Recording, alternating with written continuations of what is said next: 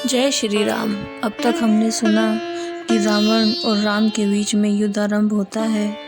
सबसे पहले लक्ष्मण जी रावण से लड़ने जाते हैं तो रावण लक्ष्मण जी के हृदय में शक्ति बाण मारते हैं, जिससे लक्ष्मण जी बेहोश हो जाते हैं। हनुमान जी उन्हें उठा के श्री राम के शिविर में ले आते हैं। वहाँ पर श्री राम जी लक्ष्मण जी को कहते हैं कि तुम यमकाल के भक्षक हो और देवताओं के रक्षक हो। ये सुनते ही कृपा निधान लक्ष्मण जी उठ बैठते हैं और वो कराल शक्ति आकाश में चली जाती है। लक्ष्मण जी फिर रणभूमि में जाते हैं और रावण का रथ तोड़ देते हैं। सारथी को मारकर रावण को व्याकुल कर देते हैं और दूसरा सारथी रावण को रथ में डालकर लंका ले जाता है। प्रताप की राशि श्री रामचंद्र जी के भाई लौटकर श्री राम जी के चरणों में प्रणाम करते हैं। आइए अब आगे सुनते हैं श्री रामचरितमानस।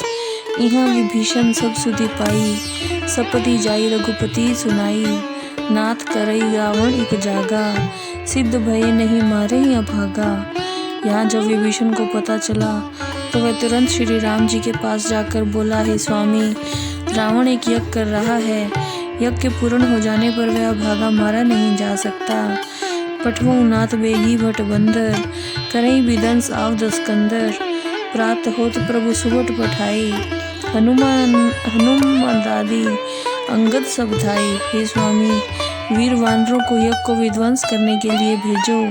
यज्ञ के विध्वंस हो जाने पर रावण युद्ध करने के लिए शीघ्र आएगा। सवेरा होने पर भगवान श्री रामचंद्र जी ने अच्छे योद्धाओं को भेजा। अंगद, हनुमान आदि सब वीर दौड़ पड़े। कौतुक कूदी चढ़े कपिलंका, बैठे रावण भवन असंका। यज्ञ करत जब ही सो देखा, सकल कपि ने भा क्रोध विशेषा। वानर खेली खेल में कूदते फांदते लंका पर चढ़ गए और निडर होकर रावण के महल में घुस गए।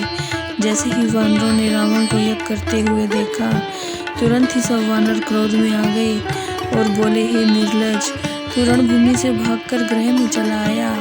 यहाँ आकर बगले की तरह ध्यान लगाकर बैठा है। इतना कहकर अंगद ने रावण को एक लात जड़ दी, परंतु स्वार्थ के वशीभूत दुष्ट रावण ने उधर देखा भी नहीं। इसी मध्य में वानरों ने यज्ञ को विध्वंस कर दिया। यह देखकर रावण ने अपने मन में हार मान ली। यज्ञ विध्वंसी कुशल कपि आए रघुपति पास, चलेऊ निशाचर क्रुद्ध होई त्यागी जीवन के आस। यज्ञ को विध्वंस कर सब वानर सकुशल श्री रामचंद्र जी के पास लौट आए। रावण क्रोध में भरकर जीवन की आशा छोड़कर लंका से चल पड़ा। चलत होई अति अशुभ भयंकर, बैठे गीद उड़ाई सिरनह पर। भयउ काल बस काहू न माना, कहेसी बजाहूं जुद निशाना। उसके चलते ही अत्यंत भयंकर अपशकुन प्रारंभ होने शुरू हो गए। गिद्ध मंडराकर उसके सिरों पर बैठने लगे, परंतु रावण के सिर पर तो काल मंडरा रहा था। उसने किसी भी अपशकुन की तरफ ध्यान नहीं दिया और कहा, युद्ध का डंका बजाओ। यहाँ देवता ने स्तुति कीनी, दारुण विपत्ति हमें ए दीनी। अब जनी राम खिलाऊं एही, अतिशय दुखित होती बैदेही। इधर देवताओं ने आकर श्री रामचंद्र जी की स्तुति की। हे स्वामी, रावण ने हमें घोर कष्ट पहुँचाए हैं। हे श्री रामचंद्र जी, अब आप इनसे अधिक खिलवाड़ मत कीजिए। माता जानकी जी अत्यंत दुखी हो रही हैं। देव वचन सुनी प्रभु मुस्काना, उठी रघुबीर सुधारे बाना। जटा जूट दृढ़ बांधे माथे, सोही सुमन बीच बीच गाते। देवताओं की प्रार्थना सुनकर प्रभु श्री रामचंद्र जी मुस्कुराने लगे और खड़े होकर बाणों को सुधारा। जटाओं के जूड़े को माथे पर बांधा और उनके मध्य में फूलों के गुच्छे शोभायमान हो रहे थे। अरुण नयन बारित तनुसामा, अखिल लोक लोचना भी रामा। कटी तट परिकर कस्यो निशंगा, कर को दंड कठिन सारंगा।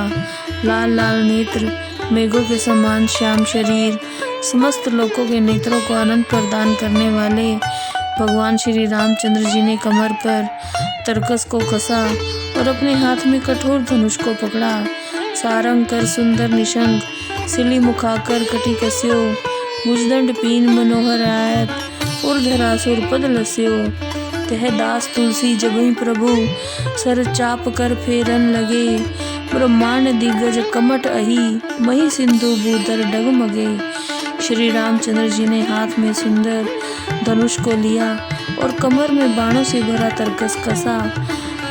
उनके सुंदर और विशाल भुजदंड पुष्ट हैं। और तुलसीदास जी कहते हैं, जैसे ही भगवान श्री रामचंद्र जी धनुष बाण को हाथ में लेकर घुमाने लगे, वैसे ही ब्रह्मांड, दिग्गज, कच्छप, शेषनाग, पृथ्वी, समुद्र और पहाड़ सभी डगमगाने लगे।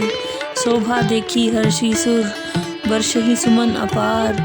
जय जय जय करुणानिधि, छवि बल गुणागार। देवता हर्षित होकर अपार फूलों की वर्षा करने लगे।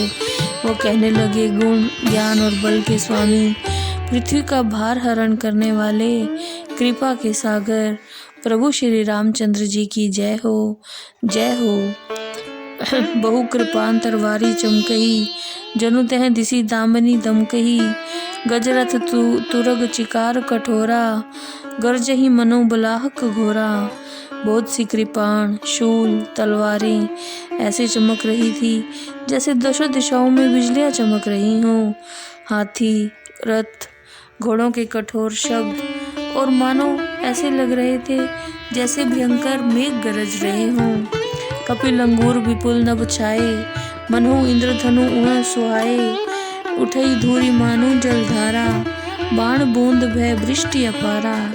वानरों की असंख्य पूंछें आकाश में ऐसी छा रही थी जैसे बहुत से सुंदर इंद्रधनुष निकल आए हों। धूल इस प्रकार उड़ रही थी जैसे जल की धारा हो, और बाण ऐसे छा गए थे जैसे बूंदों की अपार वर्षा हो रही हो।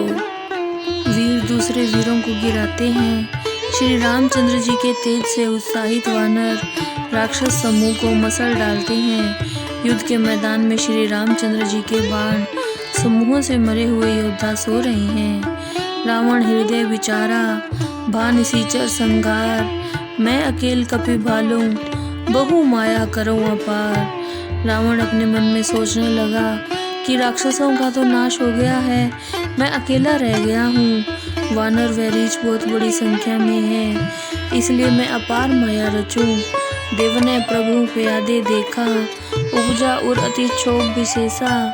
सुरपति निजरत तुरत पठावा, हर्ष सहित मातली ले आवा। देवताओं ने प्रभु श्री रामचंद्र जी को पैदल देखा तो उनके हृदय में विशेष दुख उत्पन्न हुआ। देवराज इंद्र ने फौरन अपना रथ भेजा। इंद्र का सारथी मातली प्रसन्नता पूर्वक रथ को ले आया। तेज पुंज रथ दिव्य अनूपा, हर्ष चढ़े कौशलपुर भूपा। चंचल तुरग मनोहारी चारी, अजर अमर मन संग गतिकारी। उस तेज की राशि और दिव्य अनुपम रथ पर अयोध्यापति राजा श्री रामचंद्र जी प्रसन्नता पूर्वक आरूढ़ हो गए। उस रथ में चंचल और सुंदर 4 घोड़े जुते हुए थे जो अजर, अमर और मन की गति के समान वेग से चलते थे। जय श्री राम।